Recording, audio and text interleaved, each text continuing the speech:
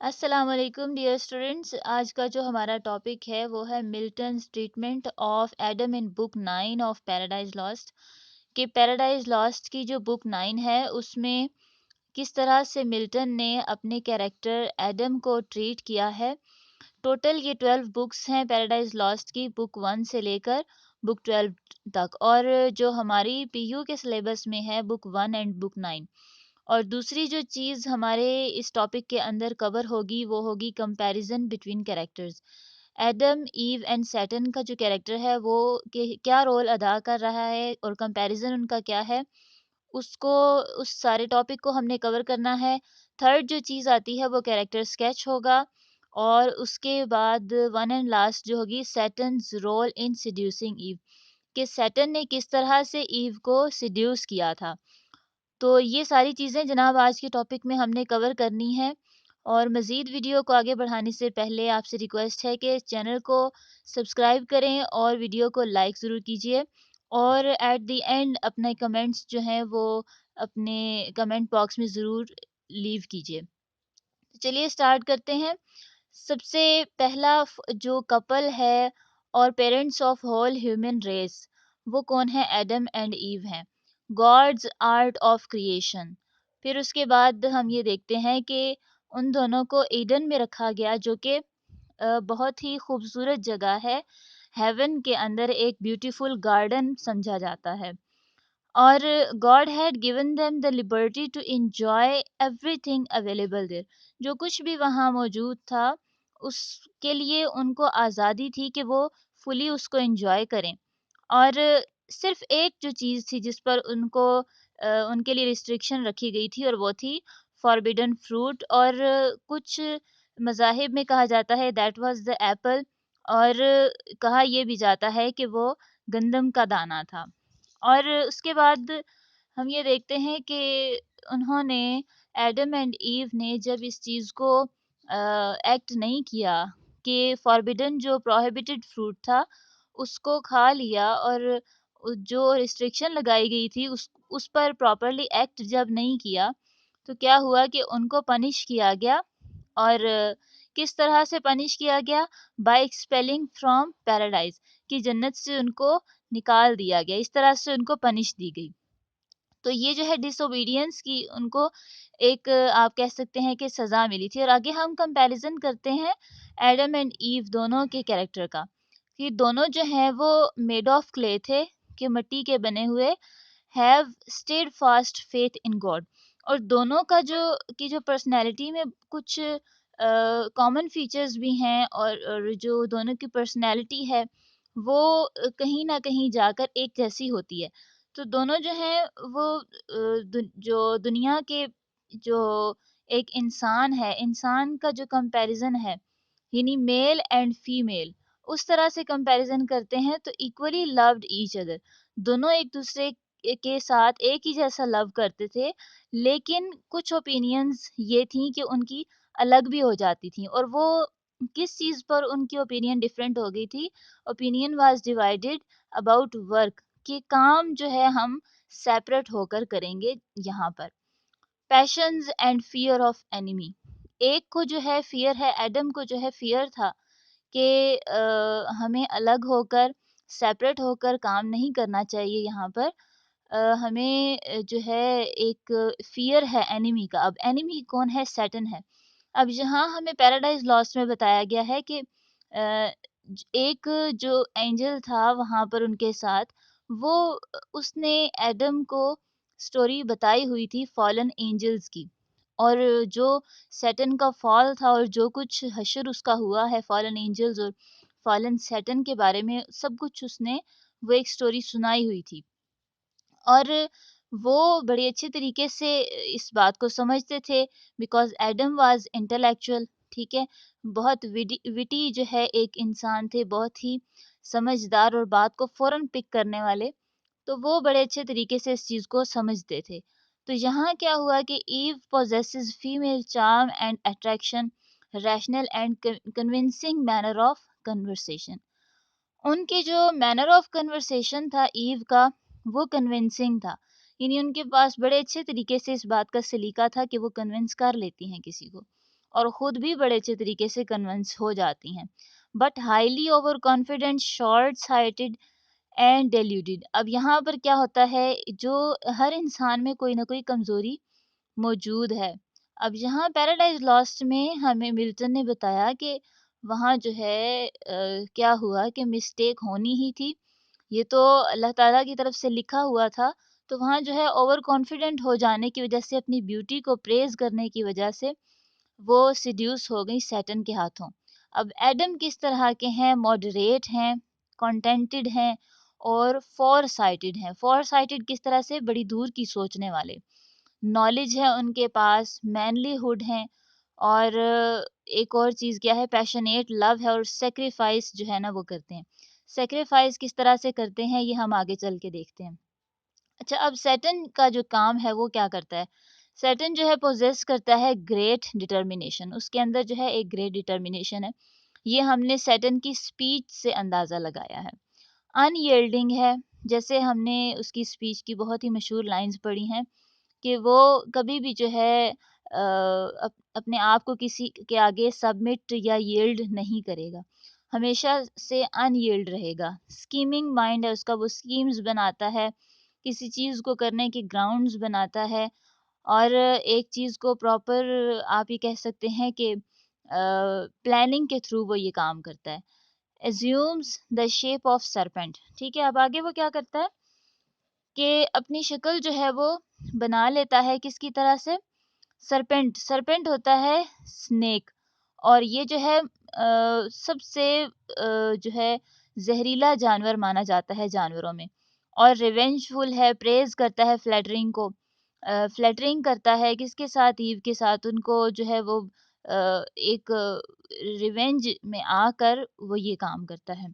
अब यहाँ ईव क्या करती हैं, ये एक शॉर्ट सी समरी भी हम इनके कैरेक्टर की देख लेते हैं कि जब एडम उनको मना करते हैं कि we should not work separately, हमें अलग से होकर काम नहीं करना चाहिए, और हम जो हैं इकट्ठे रहकर काम करते हैं, अलग जाएंगे तो ये ज़्यादा हमारे लिए वेस्ट ऑफ टाइम होगा, और फोर साइटेडली वो ये बात करते हैं।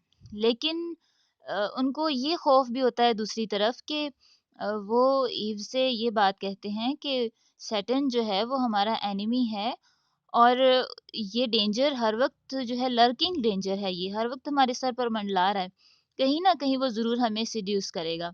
लेकिन ईव जो है पाउंस करती हैं, और ये उनसे कहती हैं कि आप जो है मेरी फेथफुलनेस पर, जो गॉड पर मेरी फेथफुलनेस है या आपके लिए है, तो वो क्या जो है आप इस पर शक कर रहे हैं, शक का इजहार कर रहे हैं। तो और दूसरा जो है वो इस डेंजर के बारे में कहती हैं कि मैं तो इसके बारे में बड़ी पावरफुल हूँ, मैं तो इस पर ओवरविलम हूँ, यानी मुझे तो कोई खौफ नहीं है इस बात का। और वो क्या करती है, अंडर एस्टिमेट करती हैं अपने एनिमी को। अब एनिमी यहाँ पर क्या है, सैटर्न है। तो एडम जो है वो काफ़ी ट्राई करते हैं कि कन्विंस कर लें they should not separate from each other. लेकिन क्या होता है कि यहाँ पर जो है ईव की जो है कन्विंस कर लेते हैं, जैसे हमने देखा कि उनके अंदर एक कन्विंसिंग पावर है, कन्विंसिंग मैनर ऑफ कन्वर्सेशन है, ये उनके अंदर एक क्वालिटी है बड़ी ग्रेट। और फिर जब मजबूर हो जाते हैं एडम इस चीज़ को देखते हुए, और वो जो है उस चीज़ को करने दे देते हैं ईव को कि ठीक है, अब एलियनेशन कर लेते हैं, अलग हो जाते हैं। और सैटर्न को जब हम देखते हैं कि वो ग्रेट अपनी डिटर्मिनेशन के साथ और रिवेंजफुल नेचर के साथ सामने आता है सरपेंट की फॉर्म में, तो वो क्या-क्या वर्ड्स उनके लिए यूज़ करता है, और कितने हाई जो है वर्ड्स उनको प्रेज़ करने के लिए और फ्लैटर करने के लिए करता है, ये सामने लिखे हैं कोट जो इन्वर्टेड कॉमास में। द सोल मिस्ट्रेस, ठीक है, the queen of this universe, इस तरह के वर्ड्स यूज़ करता है। फिर कहता है इम्प्रेस द ह्यूमेन गॉडेस। और वो क्या क्या बातें करता है कि हम ये देखते हैं, वो कहता है कि आप जनाब इस फल को खाने के बाद क्या गॉड की तरह इमॉर्टल हो जाएंगी, और मैं भी तो देखें इस फल को खा चुका हूँ, और मैं तो आपके सामने हूँ, तो मेरी एक ज़िंदा एक लिविंग जो एग्ज़ाम्पल है वो आपके सामने है। मैं तो इस चीज़ का एम्बॉडीमेंट हूँ आपके सामने। आपको तो इंटेलेक्चुअल पावर्स मिल जाएंगी, ग्रेट करेज मिल जाएगी आपको। और दूसरी तरफ जो सैटर्न है उसने ये काम एडम के गैर मौजूदगी में इसीलिए किया क्योंकि वो डरता था एडम से, because he know that he is a knowledgeful person. वो एक एडम जो है एक स्ट्रेंथफुल पर्सन है, उनके अंदर एक स्ट्रेंथ है, इंटेलेक्चुअल पावर्स हैं उनके अंदर, एक ग्रेट करेज है और इम्प्रेसिव मैनलीहुड है। उनकी फिजिकल स्ट्रेंथ भी बहुत ज़्यादा थी जिसकी वजह से वो एडम से डरता था, अफ्रेड था वो कि वो उनको फेस नहीं कर सकता था। इसीलिए उसने जैसे ही उनको तन्हा देखा और फौरन से अटैक किया, अपना टारगेट लिया और उसको अचीव करने की कोशिश की। और वो चीज़ इसमें कामयाब हो वो इसमें कामयाब हो गया। एडम ने इवन वार्न भी किया कि गॉड ने तो वार्निंग दी हुई है कि इस फ्रूट को टेस्ट बिल्कुल नहीं करना है। लेकिन सैटर्न क्या करता है कि उनका ब्रेन वॉश करता है, brainwashes her saying that this fruit will raise her to the status of God and that she will not die, और वो कभी भी नहीं, उनकी डेथ होगी, क्योंकि वो जो है उनके सामने एक लिविंग एग्जाम्पल है उनकी आंखों के सामने। और इस बात को देखते हुए ईव जो है ट्रैप हो जाती हैं और जो ऑयली टंग है सैटर्न की, उसको जो है उसमें आ जाती हैं, उसकी बातों में आ जाती हैं और टेस्ट कर लेती हैं forbidden fruit. She thinks that if she dies God will create another Eve for Adam. अगर उनकी डेथ हो जाएगी तो एक और ईव बना देंगे अल्लाह ताला एडम के लिए और वो उनके साथ अच्छी सी लाइफ गुजारेंगे।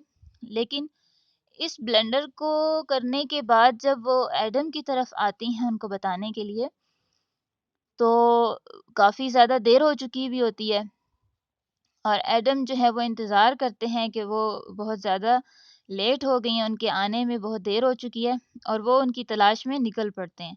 और जब वो उस फॉरबिडन ट्री के पास उनको खड़े हुए देखते हैं एडम ईव को, तो परेशान हो जाते हैं कि ये बहुत बड़ी गलती हो चुकी है और बहुत बड़ी भूल हो चुकी है, और कि फॉरबिडन ट्री फ्रूट जो है ट्री से खा लिया है। और जो है वो आह भरते हैं, deep Sai of grief and Scholz, और यानी परेशान होते हैं और गुस्सा भी हो जाते हैं कि एट द सेम टाइम क्या होता है कि his passionate love for Eve overpowers him and he expresses his uncontrollable sentiments of love in the following famous romantic and emotional words। अब मिल्टन ने यहाँ क्या वर्ड्स यूज किए हैं हमें बताता है वो कि the link of nature draw me, flash of my flash, bone of my bone thy art, and from thy state mine never shall be parted। मैं कभी भी अलग नहीं हो सकता। ब्लिस, और वो चाहे कोई खुशी हो या गमी हो, कोई अच्छी बात हो या गम हो, तो जो है फ्लैश ऑफ माय फ्लैश ये बहुत ही ज़्यादा इम्पोर्टेंट और आप कह सकते हैं कि फेमस लाइंस हैं पैराडाइज लॉस्ट में, जो spoken by Adam for Eve. तो जो है क्योंकि हमने तो अपने रिलीजन में ये पढ़ा है कि जनाब एडम की पसली से जो है ईव को क्रिएट किया गया है, बनाया गया है उनके सुकून के लिए और उनकी खुशी के लिए, क्योंकि वो बिल्कुल तन्हा थे जन्नत में।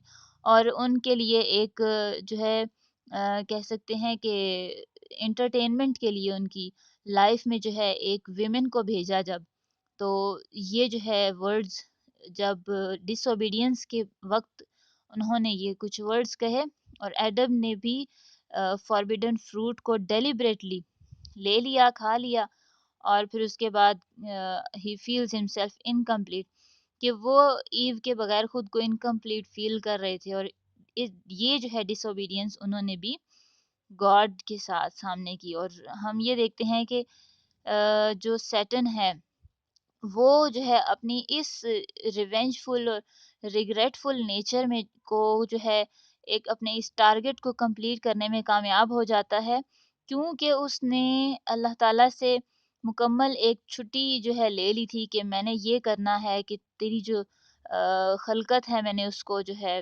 क्या करना है कि सिड्यूस करना है, और मैंने हर तरफ से उसको जो है भटकाना है। और एंड में हम इस चीज़ को ये देखते हैं कि एडम और ईव दोनों ही इस चीज़ के लिए जो है रिस्पॉन्सिबल थे, किस चीज़ के, सिन ऑफ डिसोबीडियंस। और and their consequence expulsion from heaven, और उनका जो एक्सक्लूड हो जाना, बाहर निकल जाना हेवन से, वो यही वजह थी कि जो एक डिसोबीडियंस की वजह से, क्योंकि ईव जो है हमें क्लियरली नजर आती हैं कि वो इंट्रैप हो गई थी। जो ग्लिब टंग थी, ऑयली टंग सैटन की, जो सरपेंट की फॉर्म में आया था सामने, एक्चुअल जो है उसकी फिजिकल अपीयरेंस थी उसमें वो सामने नहीं आता है, सरपेंट की फॉर्म में धोखा देकर सामने आता है। और praising words of Satan while Adam falls a prey to his passionate love for Eve, और जो उनका लव था ईव से, उसमें जो है वो क्या करते हैं कि अपने आप को लेकर डिसोबीडियंस कर देते हैं।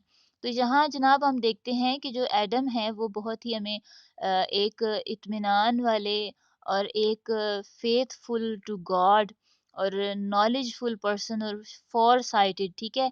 लेकिन दूसरी तरफ हम देखते हैं ईव को कि वो शॉर्ट साइटेड हैं, ओवर कॉन्फिडेंट हो जाती हैं, और जो है फीमेल चार्म जब उनके सामने उनका रखा जाता है तो वो कैसे-कैसे वर्ड्स सैटर्न उनके लिए बोलता है कि जनाब आप तो ऐसी हो जाएँगी और ह्यूमेन गॉडेस हैं आप इस यूनिवर्स की क्वीन हैं और आप जो है इम्मॉर्टल हो जाएँगी लाइक गॉड, यानी गॉड है आपके सामने, और फिर मैंने भी ये फ्रूट खाया है, तो मैं भी आपके आँखों के सामने I am a living example in front of you. तो इन सारी बातों से ये जो ग्लिब टंग थी उसकी, उससे वो जो है सिड्यूस हो जाती हैं, और फिर एट द एंड क्या होता है कि डिसोबीडियंस की वजह से they excluded from the Eden, that is the beautiful most beautiful garden in the heaven, और फिर सज़ा के तौर पर जो है ज़मीन पर भेज दिए गए और अपनी जो नस्ल है उसको उन्होंने आगे बढ़ाया। और फिर ये कहा जाता है कि ये सारे सिन्स और जितनी भी वरीज़ हैं दुनिया के अंदर, जितनी भी परेशानियां हैं, और ये जो डेथ वर्ल्ड में आई है, दुनिया में आई है, ये सब हम उनकी जो है डिसोबीडियंस की वजह से फेस कर रहे हैं। और क्रिश्चियनिटी में, बाइबल में ये कहा गया कि जीसस क्राइस्ट ग्रेट मैन, उनको कहा गया है कि he will come and restore us, वो जो है हमें रिस्टोर करेंगे। तो जनाब आज का ये था शॉर्ट सा टॉपिक, इम्पोर्टेंट है, आपको इस बारे में पता होना चाहिए। इसमें हमने बहुत सी चीज़ें कवर की हैं। मिल्टन ने पैराडाइज लॉस्ट की बुक 9 में किस तरह से एडम को ट्रीट किया है, कंपैरिजन हमने देखा है कैरेक्टर्स का। फिर जो कैरेक्टर स्केच है एडम और ईव और सैटन का, वो हमने देखा है। सैटन का एक कैरेक्टर दूसरी तरफ भी हमें नज़र आता है जो कि पहले बिल्कुल बुक 1 में हमने देखा है। स्पीच है उसकी, वो बहुत ज़्यादा इम्पोर्टेंट है, उसको भी हम कवर करेंगे इंशाल्लाह। सैटर्न का रोल हमने यहाँ पर जो मोस्ट इम्पोर्टेंट चीज़ है वो देखी है कि किस तरह से उसने सेड्यूस किया है, किस तरह सरपेंट की शेप में वो सामने आया है। तो जनाब ये था आज का हमारा टॉपिक, होप सो कि आपको बहुत अच्छे से समझ आया होगा। आपका अगर कोई भी कमेंट है तो लाजमी कमेंट बॉक्स में दीजिए, अपना कोई भी रिव्यू है लाजमी दिया कीजिए। इससे अप्रिसिएशन हो जाती है कि अप्रिशिएट हो जाता है कि आपने सुना है और लाइक किया है, पसंद किया है। तो मिलते हैं जनाब नेक्स्ट वीडियो के साथ। इस वक्त हमारी पैराडाइज लॉस्ट और दूसरी तरफ प्रोज की सीरीज चल रही हैं। तो be connected and stay tuned with us learning site. Thank you so much. अल्लाह हाफिज़।